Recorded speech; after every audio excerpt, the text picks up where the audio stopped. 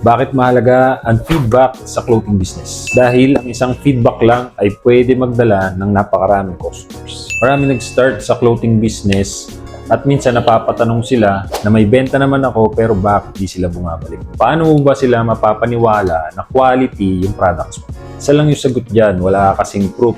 Sa panahon ngayon, hindi lang basta maganda yung designs mo. Yung ibang customers, naghahanap yan ng pruweba. Dito natin pwede pasok ang feedback at testimonials. Kapag may nagsabi na satisfied sila sa product mo, kapag may nagsuot ng product mo at nakita nila, yan ang magiging susi para mas magtiwala yung ibang tao sa'yo. Paano mo nga ba sila makukuhanan ng feedback?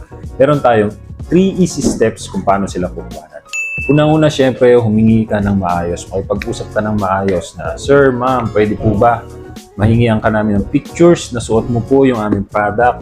Malaking tulong na po ito para sa akin. Number 2, gawin mong madali para sa customers mo. Pwede mo sabihin, Ma'am, isend mo na lang po dito sa ating chats or itag mo na lang po kami sa iyong post. Number 3, gamitin mo na yung feedback. Post mo sa mga social medias mo, Facebook, IG, or TikToks. At dito, makikita na dito ng mga potential buyers mo. Kaya starting today, huwag kang mahiyang humingi ng feedback sa mga customers mo. Dahil sila mismo ang magpapatunay na sulit yung product.